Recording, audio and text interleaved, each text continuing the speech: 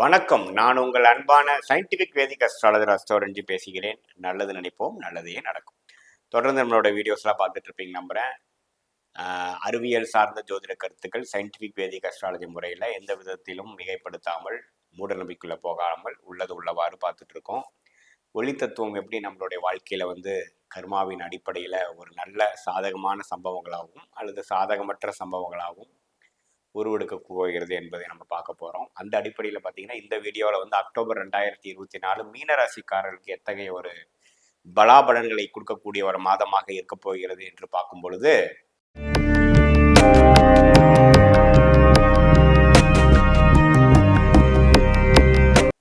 பார்த்தீங்கன்னா மீனராசிக்காரர்களுக்கு அக்டோபர் 2024 எப்படி இருக்க போகுதுன்னு பார்க்கும் பொழுது, ராசி அதிபதி ஆகிய குரு 3ஆம் இடத்திலே நீடித்திருக்கிறார். அந்த எந்தவித மாற்றம் இல்லை. சனி 12ஆம் இடத்துல விரைய சனியாக இருக்கிறார். ராகு ராசிக்குள்ளும், கேது 7ஆம் இடத்திலும் இருக்கிறார். 7ஆம் இடத்துல இருந்தாலும் குரு பார்வை பெற்று சில குடும்பம், பங்குதாரர்கள், நண்பர்கள், கொலீக்ஸ் அந்த விஷயத்துல சில பிரச்சனைகள் வந்தாலும் ஓரளவு கண்ட்ரோலபிளா இருக்கக்கூடிய அமைப்பு கொடுக்குதுங்க. சனி 12ஆம் இடத்துலேருந்து விரயத்தை அதிகமாக கொடுக்கக்கூடிய அமைப்பு நீடித்திருக்கிறது. ஆண்டு கிரகம் எந்த ஒரு பெயர்ச்சியும் அக்டோபர் மாதம் பெறப்போவதில்லை.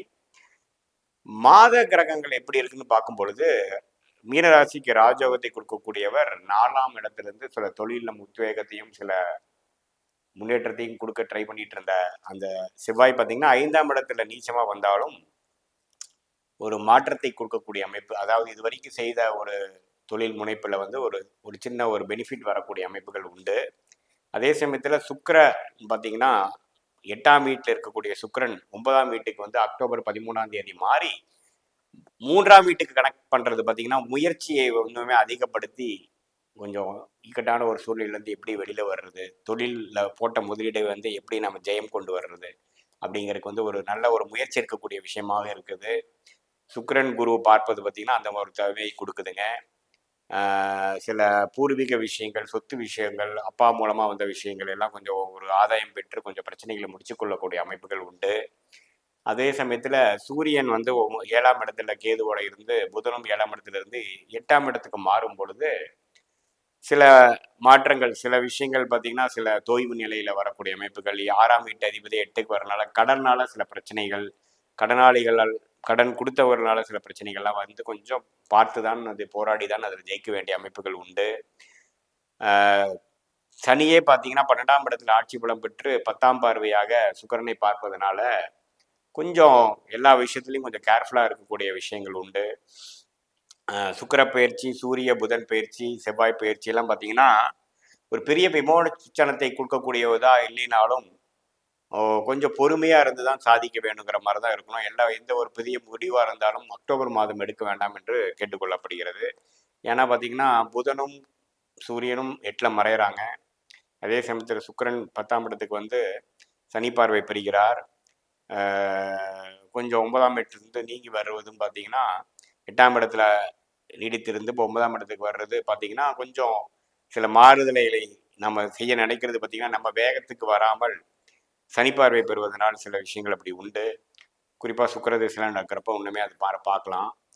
ஸோ விரை சனி ஒரு பக்கம் நடக்கும் பொழுது இந்த கிரக பயிற்சிகள் 2 கிரகங்கள் 8ஆம் இடத்துக்கு அது 6ஆம் வீட்டு அதிபதி 8க்கு வரும் பொழுது கொஞ்சம் எல்லா விஷயத்துலையும் கேர்ஃபுல்லாக ஹெல்த்து, லோன், குடுக்கல் வாங்கல், அது மாதிரி விஷயங்கள்லாம் கொஞ்சம் கவனமாக இருக்க வேண்டிய அமைப்புகள் உண்டு. மற்றபடி பார்த்தீங்கன்னா ஜென்மசனி 2025-26 வரும் பொழுது தான் இன்னுமே கொஞ்சம் போட்ட இன்வெஸ்ட்மெண்ட்டு அது மாதிரி விஷயத்துக்காக கடுமையாக உழைக்கக்கூடிய அமைப்புகள் கொடுக்கும். அதை நோக்கி தான் நம்ம மீனராசிக்காரர்கள் ட்ராவல் ஆகிட்டு இருக்காங்க. ஸோ இந்த நேரத்தில் பார்த்தீங்கன்னா நான் ஓய்வு மற்றும் மனக்கலக்கங்கள் பெறாமல் ஒரு உத்வேகம் பெற்று என்ன மாதிரி ஒரு முயற்சி எடுத்து, அதாவது சுக்கிரன் 9ஆம் இடத்துக்கு 3ஆம் இடத்துக்கு பார்க்கும் பொழுது முயற்சி மூலமாக நீங்கள் இப்போ இருக்கக்கூடிய சூழ்நிலையிலேருந்து நீங்கள் மேலே வர முடியும்.